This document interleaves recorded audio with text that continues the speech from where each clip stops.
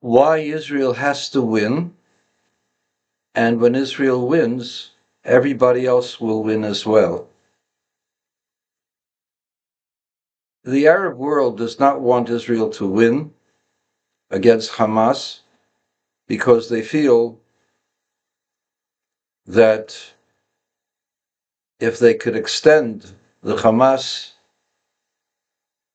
disaster, the Hamas attacks, they will eventually get a Palestinian state accepted by Israel, and this will be the death of Israel, because a Palestinian state would be many times over more dangerous than Hamas in Gaza, because it's a small area, much more concentrated area. The Judea and Samaria, the area is much larger, much more potency for an armed conflict, much more difficult to be able to contain. And so especially since there are so many Jewish settlers, and the Jewish settlers are going to be there permanently. There's no such thing as illegal settlements for Jews. The area is called Samaria and Judea. Judea and Samaria were cities of Israel. The Jewish people are the descendants of those people. Our DNA is the same, our culture is the same, our religion is the same. The Arabs themselves who believe in the Quran says that it is land given to the Jews, and the Jews were identifiable. These were the tribes that existed in Arabia and in other places. The Yahud were prevalent all over the Middle East, and those Yahud haven't changed. The Eastern European Jews are the same Eastern European Jews that came from Baghdad, and they came from Jerusalem, and came from Alexandria, and came through Fez and Morocco and so on, and moved into Spain. From Spain, they went into France and into Germany, and from Germany they went into Poland and Russia. And after the expulsion in Spain, they went to Italy, they went to Romania, Bulgaria, those areas, Salonika in Greece. The Jews of Europe are the same Yahuds that were there in Baghdad when Muhammad was alive. Those were the Yahuds that moved, that were forced to move, and moved all over the globe.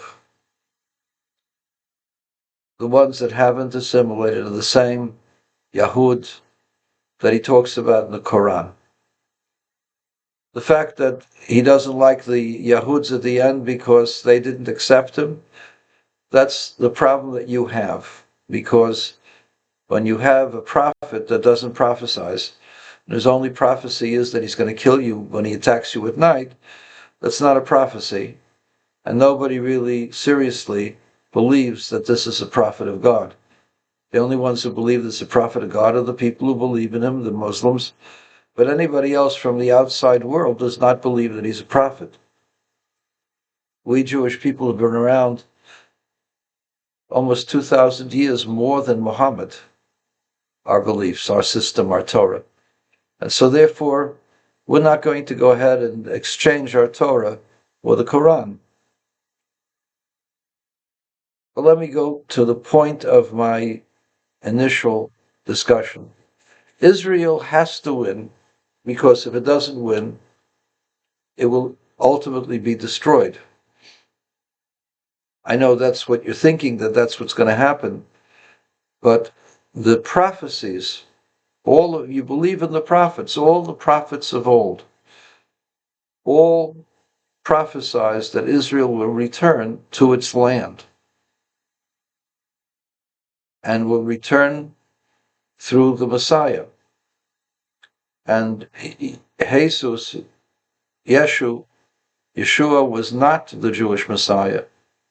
We didn't reject the Jewish Messiah. He wasn't the Messiah. Period. He never was, isn't, never will be the Messiah. So we have prophecies from the prophets that you supposedly all love that state emphatically that the Jews will return to their land. and they will establish that land forever. And the Quran recognizes that Yehuda and Israel, which is Samaria and northern Galil and so on, that all was the land of the Yahuds.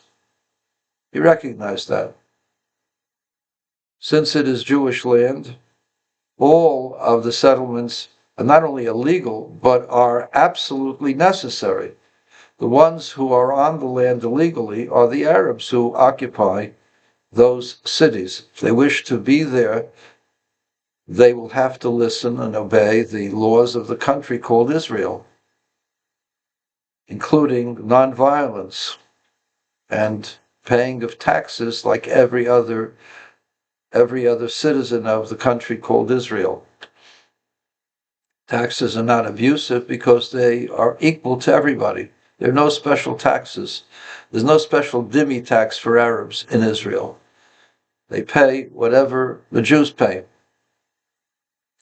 But the land of Israel is Jewish land.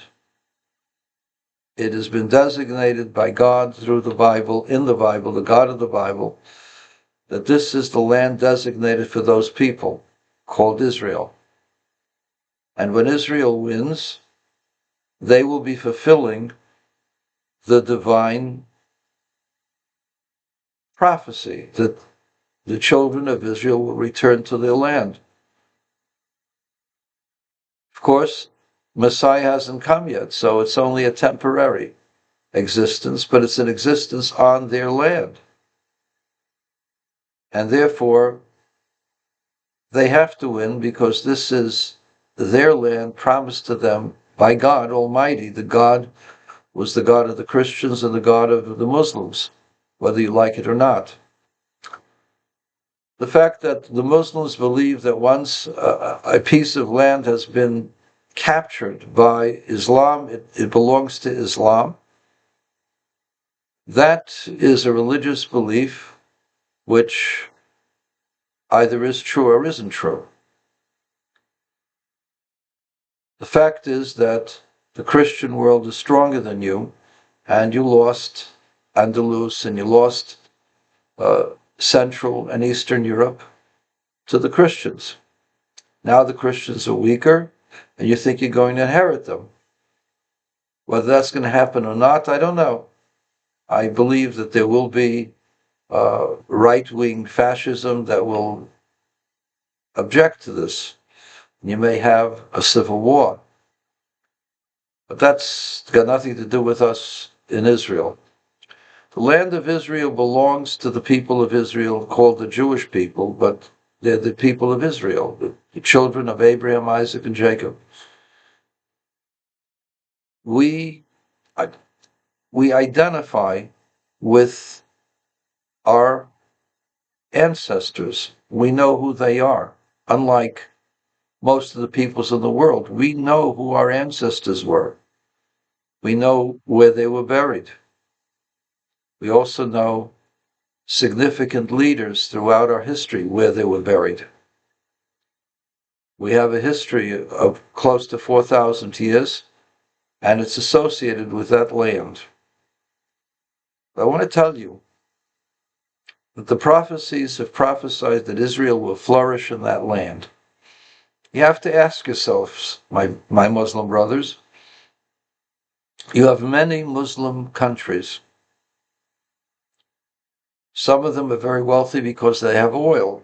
Some of them who are very wealthy from oil have thrown away all of that wealth, impoverished their citizenship because of the desires and the whims of mullahs who don't care about the needs of the people, but rather care about their own political ends or their own religious beliefs ends, which is to take the money, like Iran does, and to siphon it off to support armed rebellions from the Houthis, Hezbollah, and Hamas, and several other players. I think the Popular Front for the Liberation of Palestine.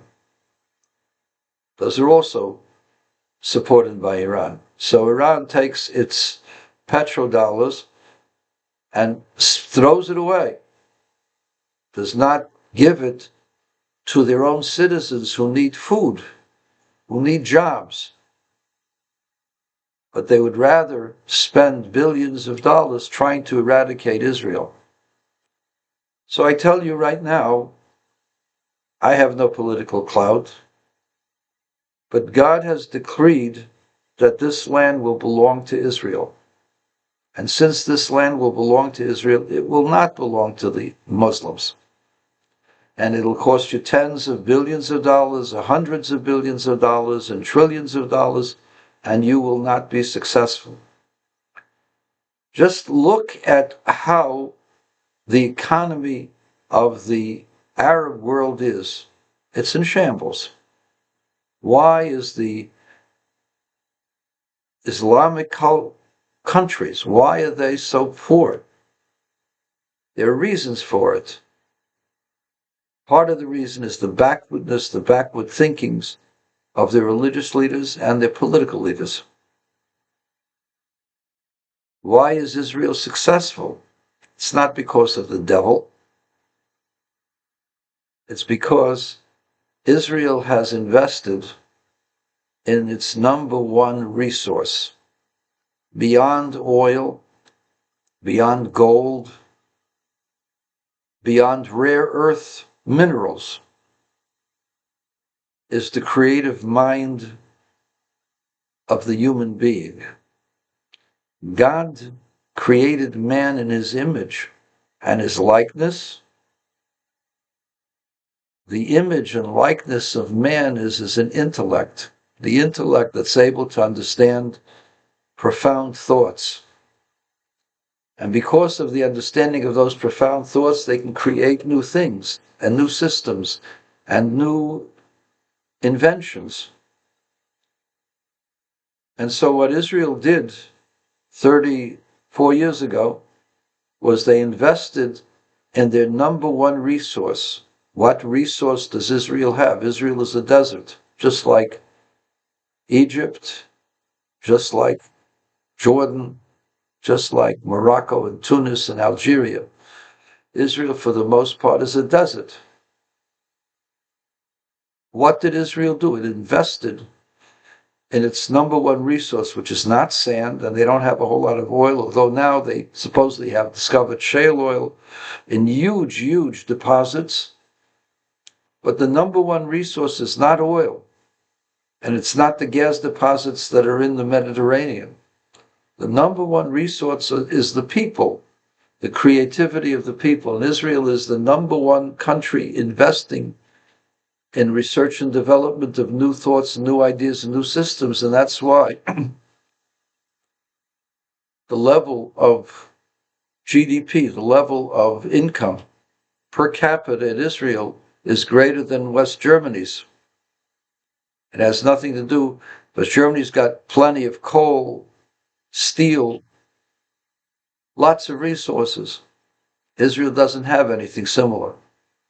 Yet Israel's GDP is greater because it invested in research and development, in its people. And if our Arab neighbors would make peace with Israel, they could do exactly the same thing. Are we not brothers of the same father? We have different mothers, brothers from a different mother, but from the same father. The children of Ibrahim are capable of many wondrous things. If there were peace, peace is not achieved by the so-called two-state solution. It's not a solution. And it's not going to be two states. It's going to be one state. Either it'll be Israel or it'll be Palestine. There is no two-state solution because the so-called Palestinians don't want Israel to exist, because the mullahs don't want us to exist, because the Muslim Brotherhood doesn't want us to exist. And you're going to have to start thinking differently. You're going to have to start thinking, instead of taqiyya, to actually make salam. Salam with the Yahud. The reason for the salam with the Yahud is because we worship one God. And we can be brothers from a different mother, worshiping one God in a different way. There's no reason why there should be this hatred. The hatred comes from jealousy. The hatred comes from suspicion. But there should be no hatred. You know, I'm a Jew. I'm a rabbi. I'm 78 years old. I was never taught to hate anyone by my teachers or by my parents. My father was a Holocaust survivor. My mother had to run away from the Germans. Families were overrun and murdered. The vast majority of my family were killed in World War II. I know Muhammad Abbas claims that there's no such thing as a Holocaust. Okay. Can't help you. There's a reality. There was a Holocaust. And that's not the justification for why we have the land of Israel. We have never stopped our prayers to return to Israel. This is the fulfillment of the prophets. Not the complete fulfillment, not even close. But this is a fulfillment of the prophets that the Jewish people will return to Israel. And they will be successful there, despite the fact that they had no resources, that they had no oil to speak of, that there were very few of us left after the world practiced negative population growth on the Jews. The only people on the earth that was subject to genocide were the Jewish people. Christians try to destroy us. The Muslims try to destroy us. In recent times, Hitler tried to destroy us, and the 5 nations around us try to destroy us. So there's a new year coming, my brothers. You have a choice to make. Will it be jihad, or will it be understanding? Will it be acceptance that there are 3 great traditions that come out of Ibrahim, and that until the ultimate revelation of God will take place, we really don't know. I mean, I do know my beliefs, you know your beliefs, but you really don't know. You don't have it proven, nothing revealed. God hasn't come down and revealed himself to any one of you. You know that. So until that happens, accept that there will be people different from you worshiping God in a different way, who will be successful. And their success will be your success, because you can replicate that success in Gaza, in Judea, Samaria, in Yarden, in Syria, in Lebanon, in Mitzrayim, Egypt, in Lub, in El Morocco, in Tunisia, in Algiers, as you say, Al Jazeera, Algeria. You will be successful. You can do the same thing. And you won't need oil. And you won't need petrodollars to spill away and not help the people. You have to take the people out of poverty, and there's no reason why the people should remain in poverty. Poverty is a state of being that comes as a result of bad leadership. There's no reason for poverty in the Near East. The only reason is because of hatred and bad leadership.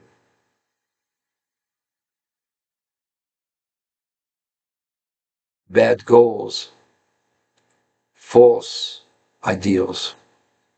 God should help. We should have true ideals, brotherhood, assisting each other, caring for each other, and learning from each other.